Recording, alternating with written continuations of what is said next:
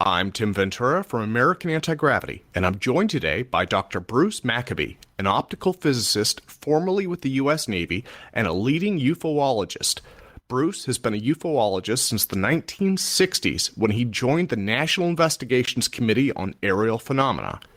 Over his long career in ufology, he has authored scores of technical papers and hundreds of articles on the topic, and in the process, become one of the most respected UFO investigators in the world. Bruce, welcome to the call, and let me start out by asking what first got you interested in UFOs, and what did your interest in study of UFOs inspire you towards? Is that the reason that you got into physics?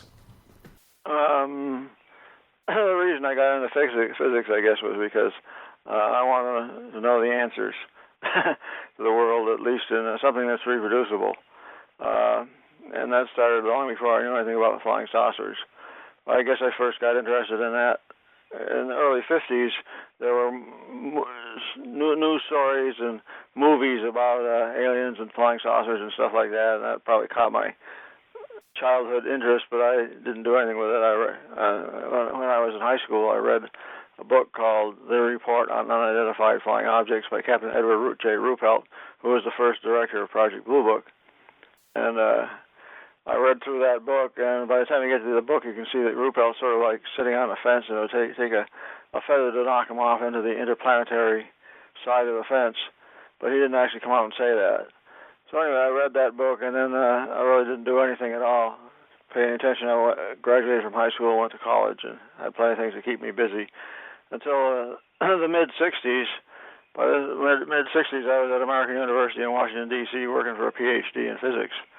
And at the same time, there was a flap of sightings in '65 and '66, which caused Congress to direct the Air Force to support an investigation of the subject that was independent of the Air Force.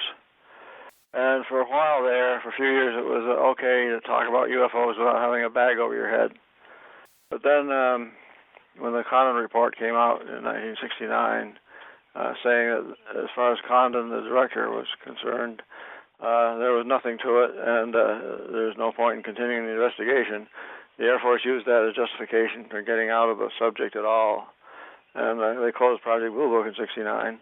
And that seemed to the general press, I guess, that the whole subject had gone away. By that time, I had read several books. I actually took the time to read through the Condon study. The Bantam version was 800 pages or something. A lot of technical stuff, but anyway.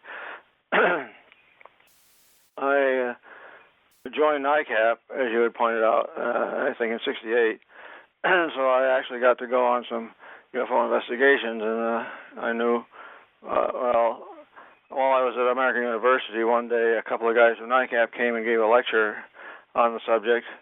I went to the lecture, and at the end of the lecture they said, NICAP headquarters right downtown in Washington, D.C., and we can use volunteer help with various things. So I guess I was the only person who actually ended up going there to volunteer. And it was in, for those of your listeners who know where DuPont Circle is in Washington, D.C., on New Hampshire Avenue leading away from DuPont Circle towards the south, there was just old row houses.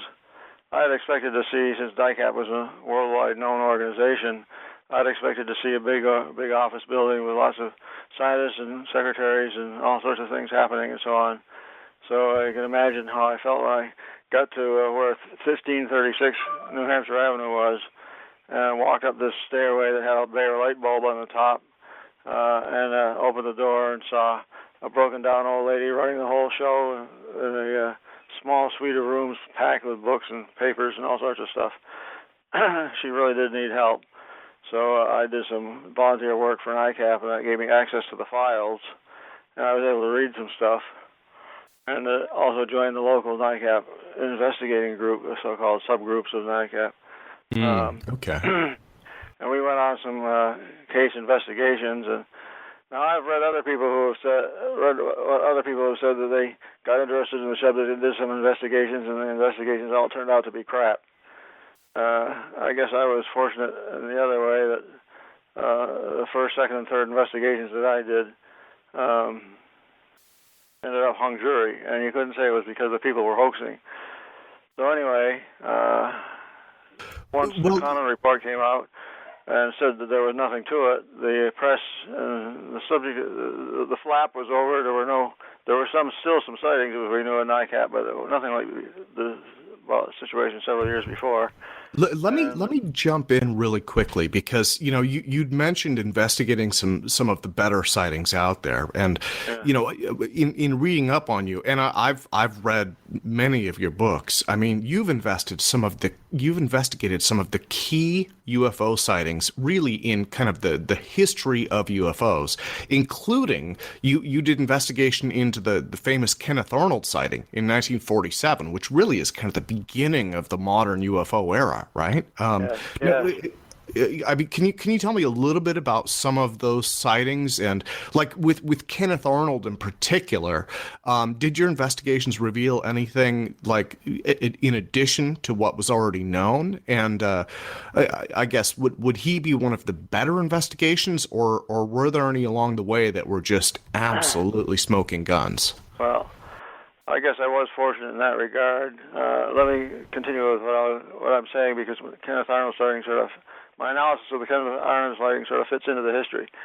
In 1969, the Air Force closed Project Blue Book, and the press interest in the subject died. Okay, I continued to be getting interest. NICAP continued to get sightings, and as I said, I went out on a couple of sightings myself with the people who had experience doing it for NICAP. And the first couple of sightings I tackled, the people seemed to be credible people. They weren't making things up. There were multiple witness sightings of things that couldn't be explained. Well, but I was still, what you might say, a passive bystander. I wasn't generating any new and novel information about UFOs. And then in 1973, in the summer of 1973, it was, "We're back." All of a sudden, a flap broke loose in the southeastern United States with a couple of famous sightings.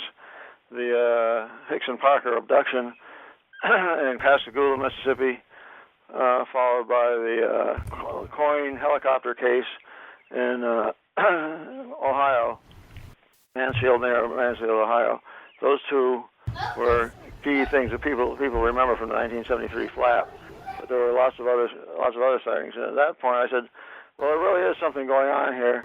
I'm going to start to generate new information." And I happened to get a hold of the report, Special Report 14 of Project Blue Book, which was a big statistical study of stuff. And I went through that and could see where the statistics were misinterpreted and misapplied by the guys who were writing the report, and at that point I knew something was up.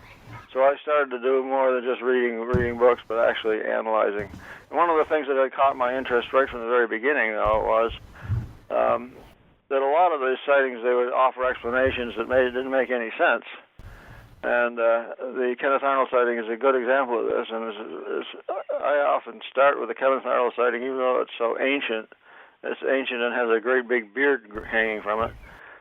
People will wonder why I pay any attention to that. But the Arnold sighting is nice because Arnold, at the very least, you can't say he was a copycat.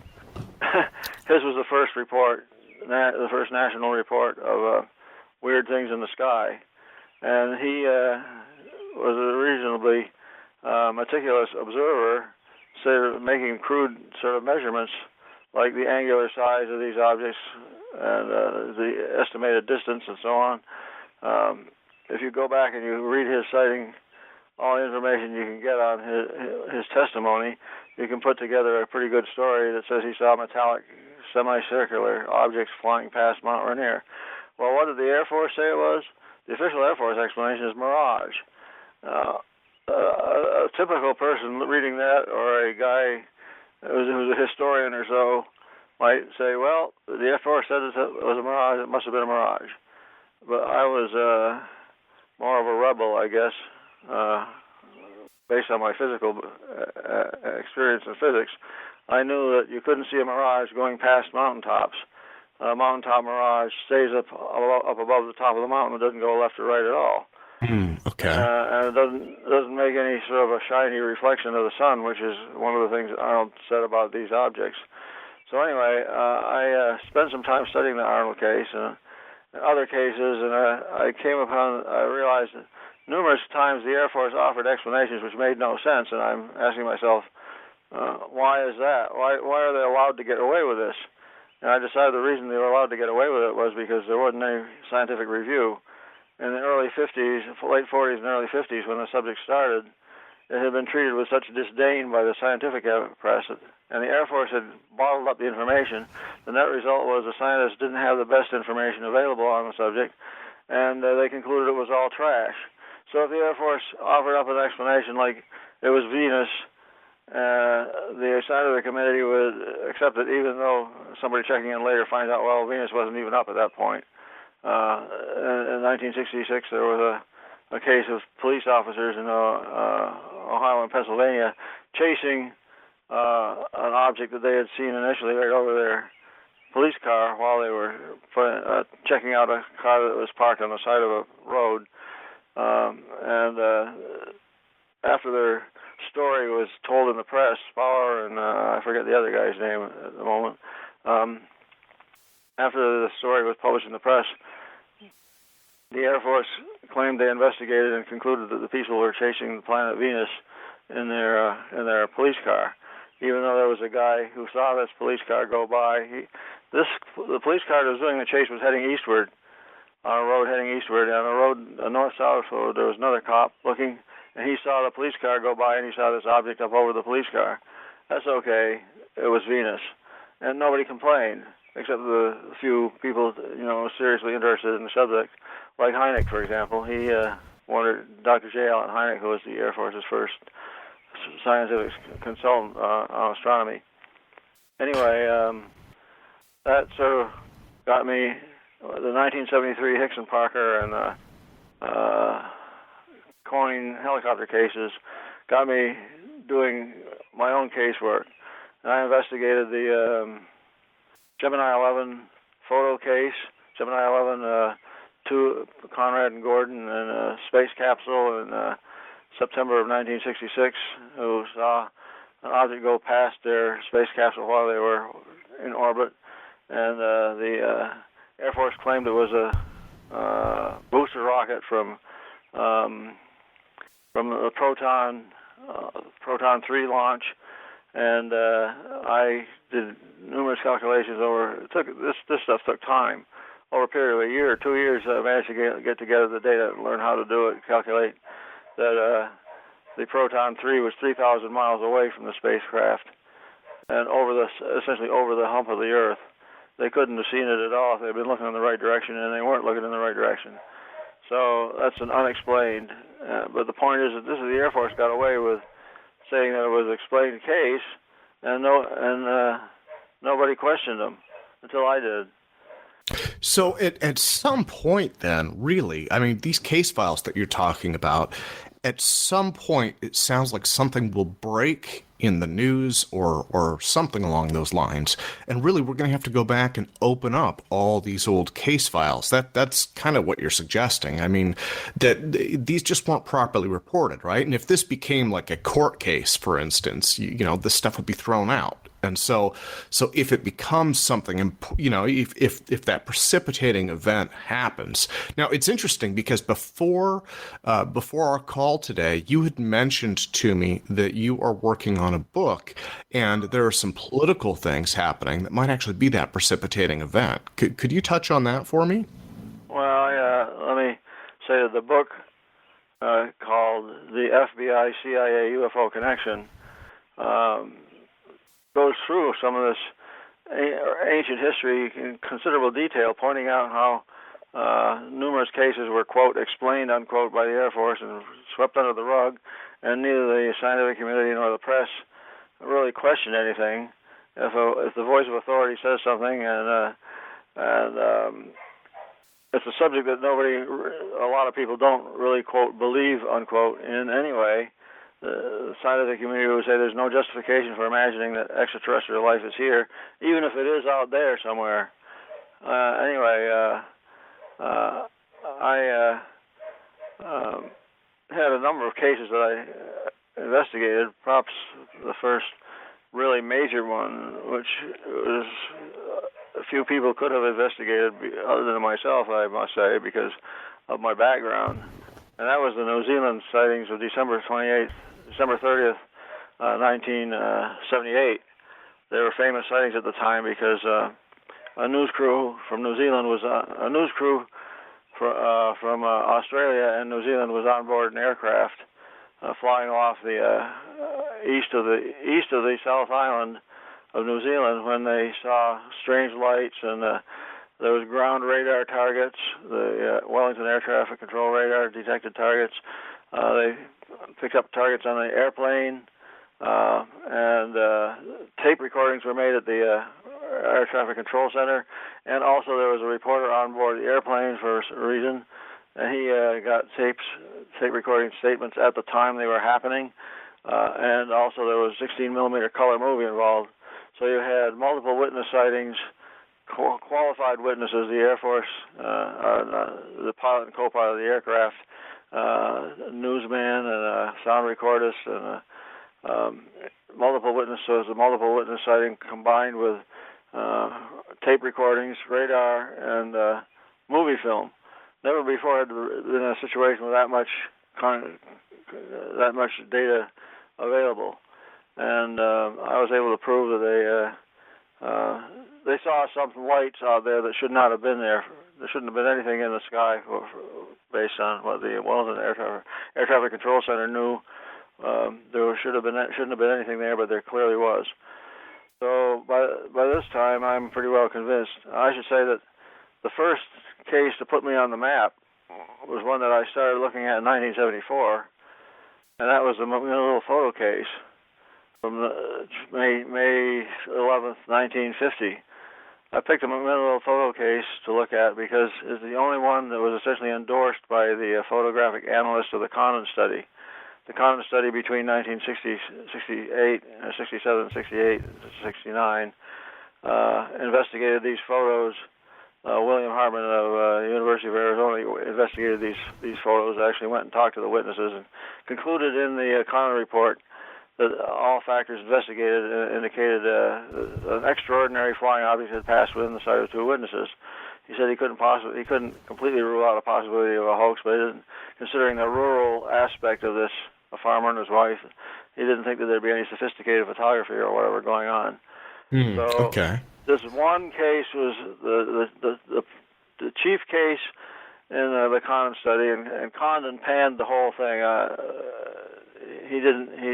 And that made William Hartman angry. Hartman had come up with a positive result, and the director of the study wouldn't accept it.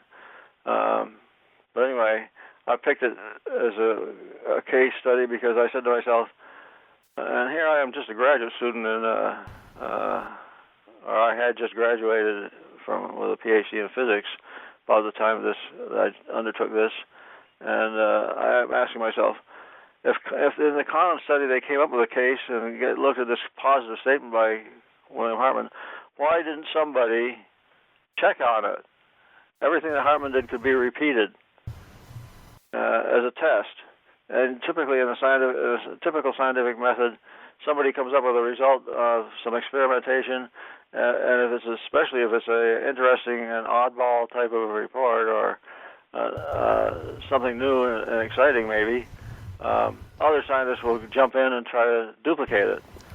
But there wasn't any evidence that anybody was trying to duplicate Hartman's study, so I said, why not me? And I managed by semi-accident to get the original negatives to work with. And I studied the original negatives. I studied the history of the Trent, Paul Trent and his wife Evelyn, who had the sightings and got the photos. And I concluded that this was probably real. To pull off a hoax was completely inconsistent with the personalities of the Trents. And you can find that the McMinnville photos are still under discussion as of today. Why is that? The McMinnville photos show an object so clearly that it's either the hoax or the real thing. There's no halfway point. That's the most interesting type of case to work on if you've got a lot of data, because as I said, you get a result which is clearly either one or the other. There's no halfway point. Yeah. My conclusion is that this photo. Now the photos are what start off the book that we mentioned. The book begins. The book existed essentially for two reasons. Well, one reason was because of the FBI. Besides investigating cases, which I did for NICAP, a number of cases, including the McMinnville case and the Gemini 11 and a few others that were published by NICAP.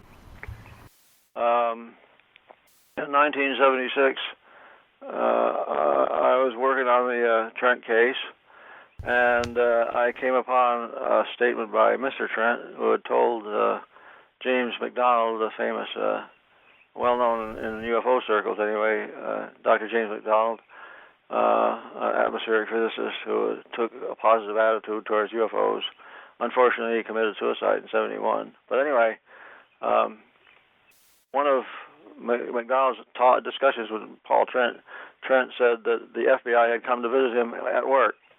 And it occurred to me that in 1976, the Freedom of Information Act had sort of come aboard, and that meant that you could, in principle, write to government agencies and ask for information, and they would have to give it to you if it wasn't classified. So I wrote to the FBI to ask if they had any records on Paul Trent. And I said, oh, by the way, if you got anything on UFOs, let me know that too. So I get back about 10 days later, I get back a letter saying, oh, your request is number 34,310 or some big number like that. And I figured it would be the next century before I heard anything. It turned out that 6 months later, I think it was in May of 1977, that I got a phone call from a surprised FBI agent who said he didn't know that the FBI was at all involved with this, but he had found over 1,000 pages of stuff. And that led me into a big study of the history. I was already interested in the history of UFO sightings and I knew something about it. But having the FBI's file was added in new stuff that other people didn't know about, hadn't known before. And then that's the FBI in the name of the book, FBI-CIA UFO Connection. It's the history of the subject as told through the eyes of the FBI and the Air Force Intelligence. Air Force Intelligence told the FBI things they didn't tell the American people, and helps to put a new light on the subject. So anyway, that's the book happened. The second thing that caused me to write the book wasn't until years later. Believe it or not, it was the X-Files show. Yeah, the X-Files TV show began in '95 or 93, fall of '93, and the X-Files kind of added. A couple of years later, December '95, I think it was.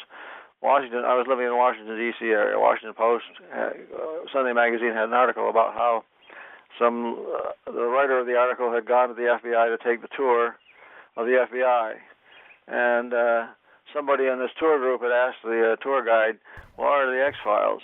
And the tour guide said, "Well, there are no X-Files. That's all just fiction." But I knew different. There really were files that were labeled Security Matter -X, the real X-Files. And they had to do with flying saucer sightings that the Air Force had asked the FBI to investigate. So I said, sounds like there's a book in the making here. It took me 8 years or 7 years, I guess, to get from.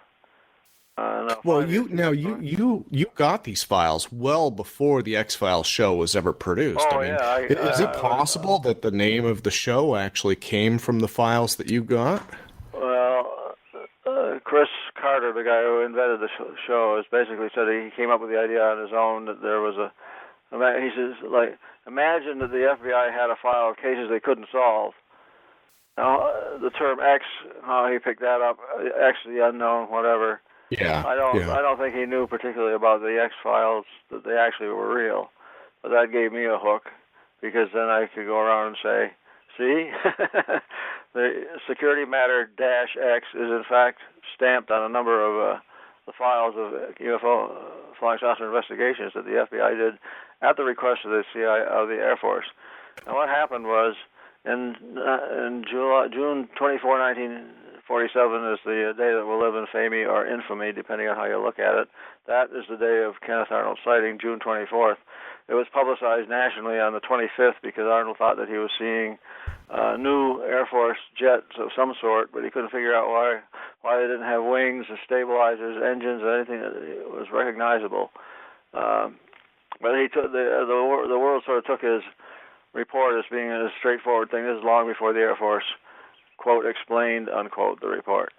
So anyway, the Air Force sightings from numerous other people started to come into the press, and in the days and weeks following Arnold's sighting, and in early July there was a huge flap. Now we remember early July 1947 primarily for the Roswell case that was publicized in a newspaper article on the 8th of July, and immediately stomped on by General Ramey at the 8th in Fort Worth, Texas, and told that it was just a weather balloon, which to me never made any sense, that those guys couldn't recognize a weather balloon. But anyway, that became, the result of that was that the Roswell case was buried in a coffin for 30 years and wouldn't crop up again until 1978. So jumping back then to 1947, you have this huge series of sightings, and the Air Force publicly stated it's nothing that we have anything to do with. That meant the American people, well, if there really is something there, it must be Russian. And the FBI, the Air Force, contacted the FBI through a liaison agent, General by the name of Shulgin, in the collections section of Air Force Intelligence, asked the FBI to go and investigate witnesses to find out if there was any communist subversion going on. That is to say, communist sympathizers generating spurious reports of things, amazing things in the sky, to make the American people feel that the Air Force had no control of what was going on. Okay. And so the FBI, Hoover, there's a document which Hoover, J. Edgar Hoover, the director of the FBI at the time, signed this document saying, I would do it, but I insist upon full access to all discs recovered. For example, in the Louisiana case, the Army grabbed it before we had a chance to even look at it. Well, so what happened was a liaison connection was set up between the Air Force and the FBI. Now, the FBI back in those days, this is long before the Freedom of Information Act. The FBI was like a black hole. Information went in, nothing came out. And Hoover was interested in all sorts of information, especially stuff that he could get used for some sort of...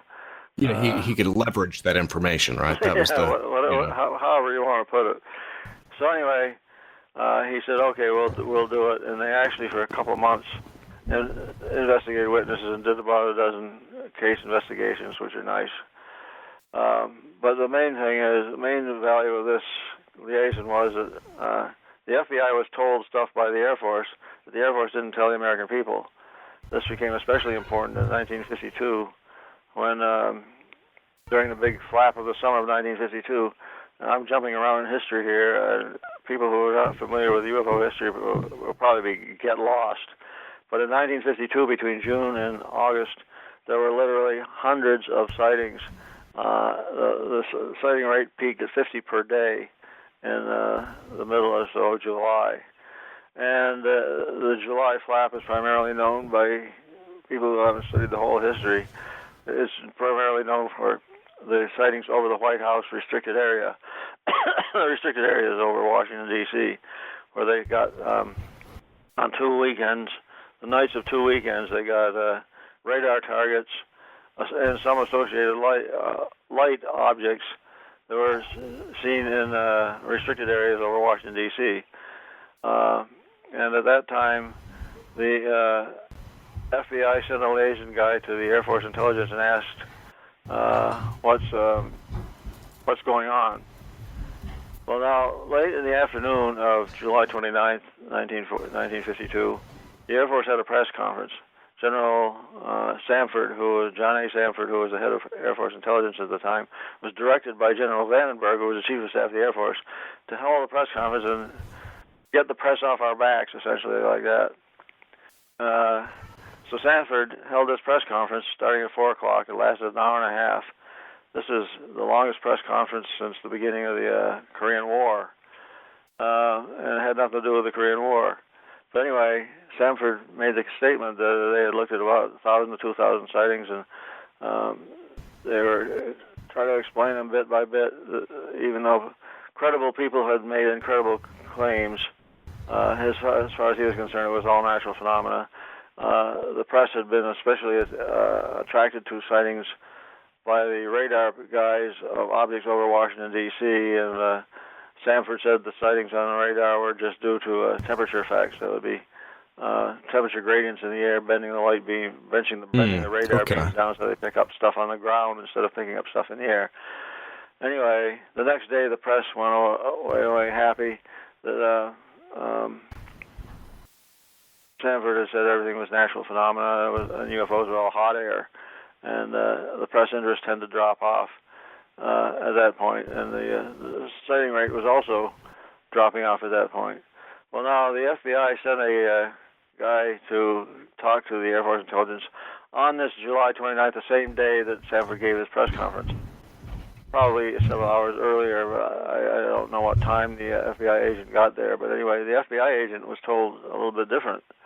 The Air Force was investigating, treating this whole thing very seriously, and there were a couple of percent of the sightings they could not explain. And that top Air Force officials, some of them were seriously considering interplanetary ships. Now, if General Samford at the press conference had said, oh yeah, we're seriously considering interplanetary ships, it would have blown the lid off. Instead, he nailed the lid on the coffin very, very tightly by saying it was all natural phenomena, and the press going away happy, and the next day saying UFOs were all hot air. That's sort of the result, I guess, that the Air Force wanted. In any case, we only know about that because of the FBI file. There was another report in October of 1952 concerning the impact of a movie film on Air Force intelligence. So once again, the FBI document that reports this says that top-level Air Force people are seriously considering interplanetary ships. Okay. So anyway, nobody knew this until 1977, and I wrote some articles that appeared in UFO journals, but I didn't write a book. It wasn't, as I said, it wasn't until the X-Files came out, and it was clear that the X-Files, that the FBI didn't even know about their own files, that I would consider writing a book, and then that was 1995, and the book actually came out in the year 2000. You can now get those files on the internet at FBI.gov. I forget exactly. If you simply do a search on FBI-UFO, you'll get the files. Yeah. The CIA also was paying at first very little attention to the subject in the late 40s and early 50s, but in the days following the press conference, early August of 1952, the CIA cranked up their own interest and started to do some investigation. And by December of 1952, they were at least some scientists from the CIA were pretty convinced that there was something going on. But then they held what's called the Robertson Review Panel, a Robertson panel in early 1953, where several scientists who really hadn't studied the subject got together and, quote, explained everything. And the CIA said, well, we're not really interested anymore. Actually, they did keep up their interest in various sections. And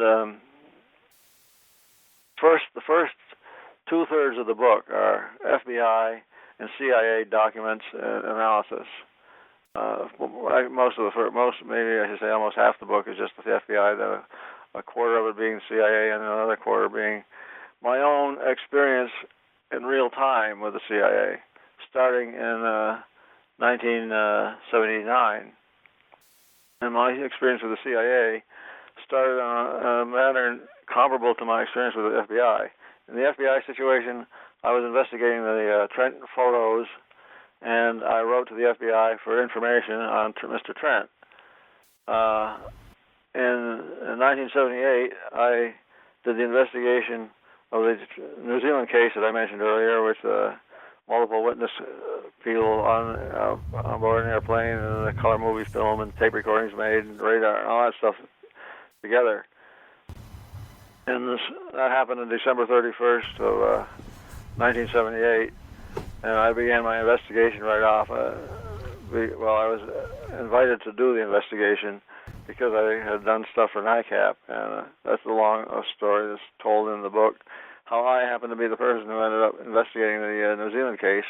But after I had gone to New Zealand and Australia and talked to the witnesses and put together a report on the subject, I wanted to get some extra technical help on radar, and I told this to the guy who was the head of NICAP at the time, Jack Acuff, and he knew a guy by the name of Dr. Gordon MacDonald, who was a scientist at MITRE Corporation, and Acuff recommended I talk to Gordon MacDonald, and I did that, and then MacDonald said, why didn't you talk to the CIA? Now, the idea of talking to the CIA at that point was something I never in a million years would have thought of. After all, the CIA was considered to be the bad boy of ufology, controlling access to all the hardware and information and bodies and stuff. And the CIA, only months earlier, in December of 1978, had been forced by lawsuit to cough up 900 pages of stuff that they said didn't exist. Okay. And so I was very leery about talking to the FBI, the CIA, but then I thought, well, maybe I might learn something by going and talking to them after all, and who knows, they might have some valuable comments on the radar. So I went there in, I think it was March or April of 1979, and talked to about half a dozen guys, and they were very interested in the subject. I didn't know why particularly. I found out later. One of them in particular invited me to come back and talk about UFOs in general a week or 2 weeks or something later. And then I went one more time to talk about radar to a radar guy, and I never really got any radar help out of it. After that, I didn't talk to the CIA again for 5 years. I didn't expect to get contacted again. And then I'm at my desk doing Navy work, my actual work for the Navy having to do with lasers and generating underwater sound. And I got a phone call from a guy who says he's at the CIA and he's interested in my work. And then he wanted me to give a talk the next day at the CIA about this laser generation of underwater sound. This is all explained in the last quarter of the book that we're talking about. Okay. I got involved with the CIA, and the history of my involvement, which leads to what I had told you about the situation with the Clintons, oddly enough. So this guy, my CIA contact, calls me up, wants me to talk about laser-generated underwater sound on the next day. And I think, and that's fine, because I had given talks on that numerous times. I had all the view graphs and slides and all the stuff that I needed ready to go. They got another phone call that's supposed to pin down the time and so on, and he says, oh, by the way, I understand you've been here before. And my jaw falls on the floor, because I never would have intended to bring up the subject of UFOs at the CIA. And he was doing it automatically by saying, I understand you've been here before, because obviously I couldn't deny that I was there before. You sign when you go in, you sign when you go out. Yeah, that makes sense. So they actually had you talk on UFOs then. It wasn't just the laser generation of underwater sound. Well, in 1979, it was the New Zealand case that got me to talk to the CIA in the first place. Then 5 years later, it had to do with laser-generated underwater sound, and the guy who called me up, Ron Pandolfi, didn't know anything about my involvement with UFOs until after talking to me and setting up this meeting, he talked to a few other people, one of whom remembered that I had been there before. And so that's why he asked me, I understand you've been here before. And of course, broke the ice, so to speak, and UFOs became topic A. And we set up. We had numerous meetings over the following years because actually he became involved in our effort to convert laser-generated sound from a mere laboratory experiment into something in the real world for anti-submarine warfare. It never got that far, but he was with us when we briefed 5 admirals in one day. I think that was in 1984 or 5. Okay. On this subject. But very often, topic A would come up at the end of a technical discussion or whatever, and for the next 10 or so years, I was pretty well connected and plugged in. Well, let me ask. What happened with the Clinton situation is, in 1973, Bill Clinton's administration began. On January 22nd, I suppose, the day after the previous administration ended, and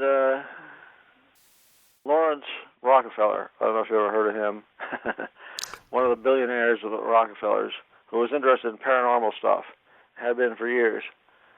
He wanted to try to. This is all stuff that I found out later.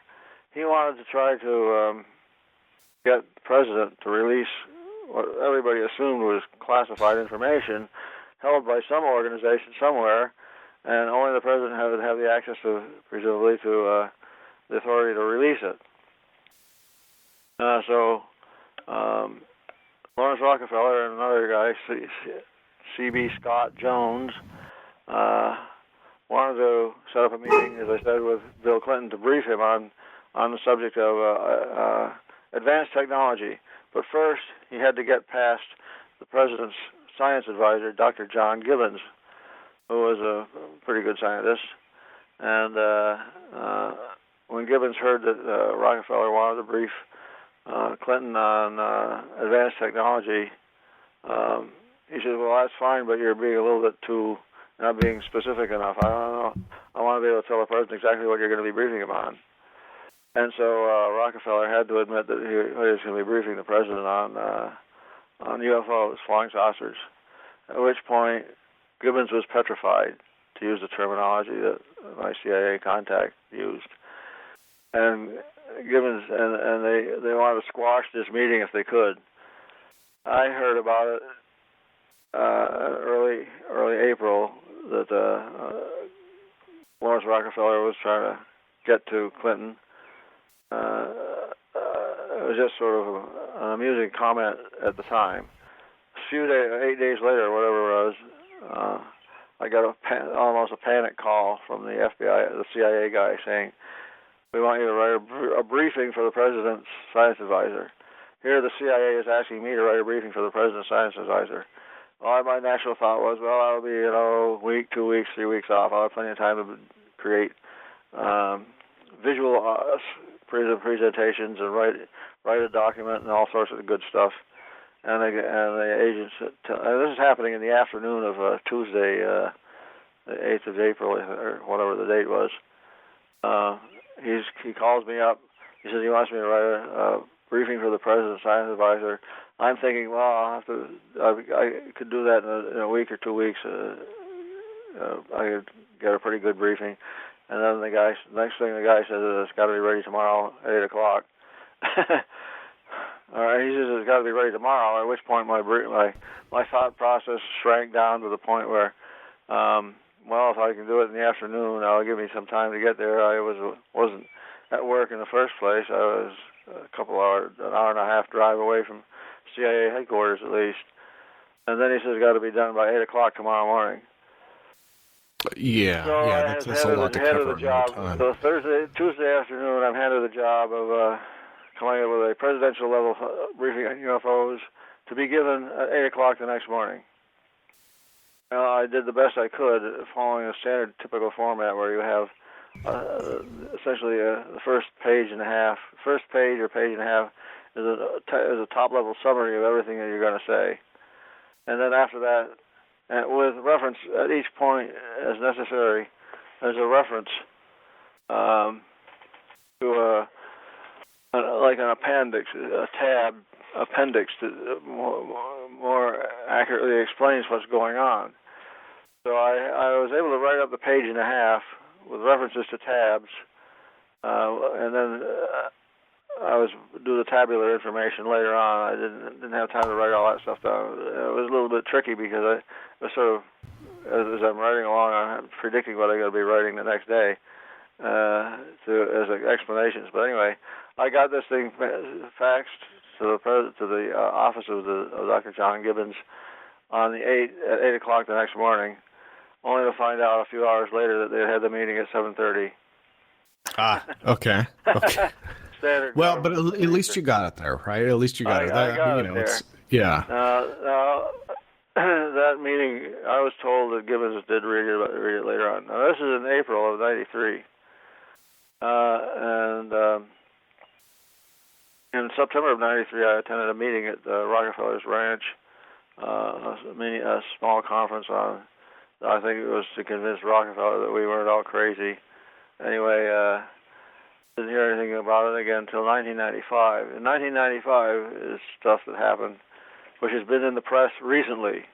So this book has something which is actually germane to the present history of what's actually happening on a day-by-day basis. John Podesta, who worked for the president for a period of time, has long been an advocate of government release of UFO documents, oddly enough. And he hasn't done anything under Obama. But now he's pushing Clinton, Hillary, and he's getting sort of a favorable treatment from Hillary, apparently because of what happened in 1995. So what happened in 1995? Remember I told you about the Rockefeller Disclosure Initiative that began in early 1993, and my briefing paper was sort of at the beginning of that. By 1995, they had actually set up a meeting where the Clintons took their summer vacation in late August at Rockefeller's JY Ranch in Jackson Hole, Wyoming. And during that time, we know for a fact that they discussed UFOs. And as a matter of fact, there's a famous picture that's been going around recently showing Hillary, a younger Hillary, of course, walking right next to Lawrence Rockefeller, and she's holding a book in her hand, a book about Are We Alone or something. I forget exactly the name of it, but it's a discussion of the implications of extraterrestrial life. Okay. So recently, starting in January, a newspaper in New Hampshire, one of the first primary elections was held. The newspaper asked Hillary if she was going to do anything with this UFO stuff, and she said yes. She tends to get to the bottom of it. And when I asked if she thought we'd been through this, she said, "Well, I don't know." And Podesta, both she and Podesta have been asked relative to this subject a number of times. She was on the Jimmy Kimmel show, and that, of course, made news because Jimmy Kimmel is a comedian, and comedians are important. At least you would think so. At least they think so. And she pointed out that not only is she interested in the UFO subject, she says nowadays it's called UAP, unidentified aerial phenomena. Okay. More specific. That's a term generated by Dr. Richard Haynes 20-some years ago, or more. Well, UAP is a term used nowadays instead of UFO, if you wish. And even the New York Times in May 10th, the New York Times, you go and Google on that, you can find a story about the Clintons and the Rockefeller Defense Disclosure Initiative, and just Googling on Hillary plus UFO will get you a potload of documentations on it. And let me ask if it's okay. I wanted to, because over this period of time that you've discussed with your research into all of these different sightings, the nature of sightings has changed, right? The Kenneth Arnold disc shapes kind of gave way to more of a black triangle over time, and that took decades to happen. But right. but sightings today are definitely not the silver discs of the 1950s. What does that signify to you? What do you think that Well, means? there may be some of them, but you're really overwhelmed by things like telephone video camera and phone video sightings of things in the sky, which might be silvery discs, but they're just not imaged well or something like that. Certainly, you have the black triangle cases, and but a lot of the stuff is unprovable one way or another. Just bright objects up in the sky. Now, I do know of a case in the Atacama Desert in Chile. I don't know if you're familiar with the Atacama Desert. That's where they get a lot of copper. Okay. Copper miners had a sighting, 2013, I think it was, a couple of years, 3 years ago, which some shiny round object stayed in one place for hours and then moved northward, I believe, and disappeared. Well, they got some pictures of it, and they were reluctant to release their names, but the picture's pretty interesting, and it looks like your typical Saturn-type shaped UFO with a sort of a central ring, flat ring, and a spherical shape hanging down below it. So occasionally you do get something that is like the old days, but I would agree there seems to be a change. Part of that is people are more willing to talk about odd stuff, and I think there may have been just as much odd stuff years ago, just the people didn't talk about it. Okay. It's far enough out to be able to say that you saw something shiny up in the sky. That's already bad enough. And then to go beyond that and say, well, it was translucent or transparent, like claims that the object that flew over Phoenix at 8 o'clock on the 13th of March of 1997, 8:30 p.m., there you could almost see through it in some places. Yeah. No, that makes sense. That's not the lights at 10 o'clock, which in my opinion were flares 80 miles away. But whatever flew over at 8:30 was seen by a bunch of people looking straight up, almost straight up. Well, another thing that's changed also, in addition, over time, it seems like maybe in the 1970s, maybe 1980s, but your focus, it seems like, is mostly an observational phenomena. And that's where ufology started, right? Was with people describing lights in the sky, things that they had seen. And it transitioned, right? So, there was Travis Walton was one of the first big cases.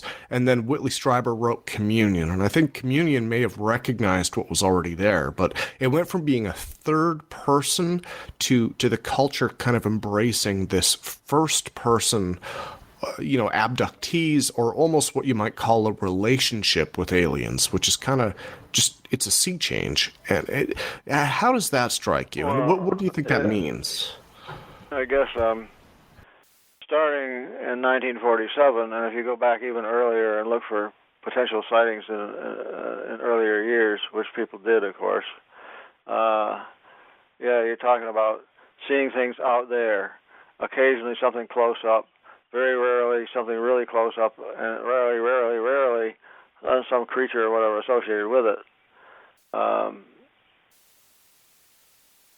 You have the Villas-Boas case in 1958, I think it was, in Brazil, being the first, what we might call an abduction, a UFO abduction, in which he was out driving a tractor on his farm, and this thing lands nearby, and creatures come out and take him on board, and essentially force him to have sexual relations with a red-headed creature that looked like a woman, and she pointed at her belly and then pointed upwards. He couldn't understand anything that she supposedly said, but I got the impression that she was going to take a baby upwards somewhere up in the sky. So anyway, Villas-Boas was not a nut. He went to school, became a lawyer. He died 10 years ago or so, I believe, but he was a lawyer for a number of years.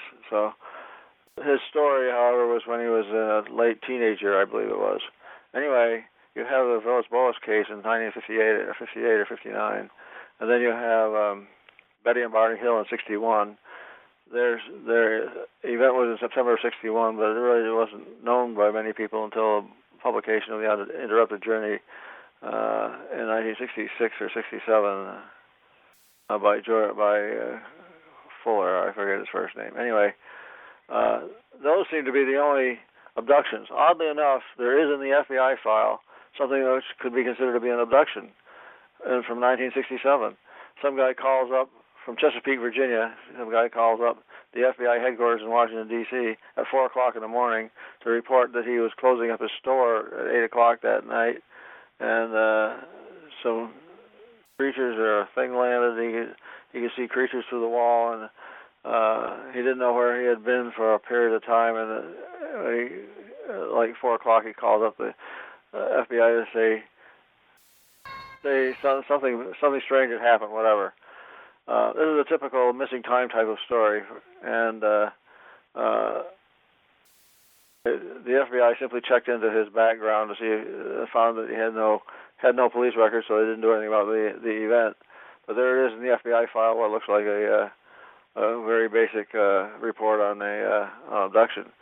Okay. In the 1970s, you had more abduction cases, including the one involving, I think it was 3 ladies in a car that got taken away, and you have the Hickson Parker abduction case that I mentioned earlier. Hickson Parker in October of 1973, I think it was, where they were fishing on a dock or on the shore of the Pascagoula River, and a thing lands behind them, and they get picked up and taken on board, and they get examined and put back on. Hickson subsequently, years later, wrote a book about it, the whole thing. Parker really flipped out. Parker, I don't know if I don't know if he's still alive. Hickson, I think, died a few years ago. I'm not sure. But anyway, Hickson was much more, being an older gentleman, was more able to cope with this than Parker, who was 19 or something when it happened.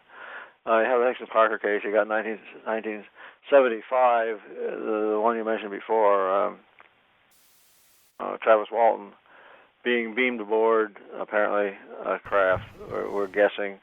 The 5 or 6 other witnesses saw him hit by a blue beam, I believe it was, and took off in their truck. And then they decided it wasn't a good idea to leave him alone in the woods. They drove back, and they couldn't find him, and he was gone for 5 days, and he turns up in the town some 10 or 15 or 20 miles away from where he had disappeared. That's been reported in a couple of books that he wrote and other books. It was skeptics initially treated the whole thing as a hoax, but I think Travis Walton has basically outlived his critics. Yeah. The point is that by 1980, when Bud Hopkins' book Missing Time came out, he had investigated a number of abductions. So the thing is, there was nothing like super close encounters in the early days of the 40s and 50s and 60s. Close encounters like that were rare. But then the number of abduction stories started to pick up in the late 70s and into the 80s and 90s, and of course nowadays the UFO subject is sort of characterized by them and abductions and stuff like that, and people have sort of forgotten the what I call a plain vanilla sighting of some object that you can't explain at a distance far enough away that it's not going to make a major impact on your psyche, but you see it there and you remember what it looks like and you try to tell somebody, and if somebody comes to me with a story, I will try to explain it. I don't accept anything at face value. I try to offer explanations for everything, and then the cases that are interesting are the ones that you can't. You throw all of the explanations up on the wall, and none of them stick. For example, the Kenneth Arnold case. I would highly recommend anybody who is interested in learning right from ground zero how to analyze a UFO case. Go to my website, www.brumac.8k.com. That's number 8, letter K.com. Brumac.8k.com. Brumac.8k.com. Okay. And you scroll down to where you get to the first case, Kenneth Arnold, and you read what I've written there, which collects together what I call the ultimate Arnold. Collects together all the things that Arnold ever said about the sighting. Well, Bruce, we're all spanning over years, and then going to all the explanations that have been offered for it. We're almost out of... It was mirage, but there's another 7 explanations that have been offered, all of which are garbage. Now, we're almost out of time for today, so I want to thank you for joining us. And before I let you go, also, I'm wondering if you could tell me one more time what the title of your upcoming book is and what the release date is for that, or is it already? It's already published. The FBI-CIA UFO Connection. You can get it on Amazon right now. Awesome. Paperback. The FBI-CIA UFO Connection. Okay. It's a paperback or ebook. Wonderful. Well, thank you again. I want to thank you for joining us, and it's been exciting to dig through the history of this with you and get a better grasp on just the depth of research that you've done. Well, if you want more history, give me a call. Thanks again. Thank you for having me.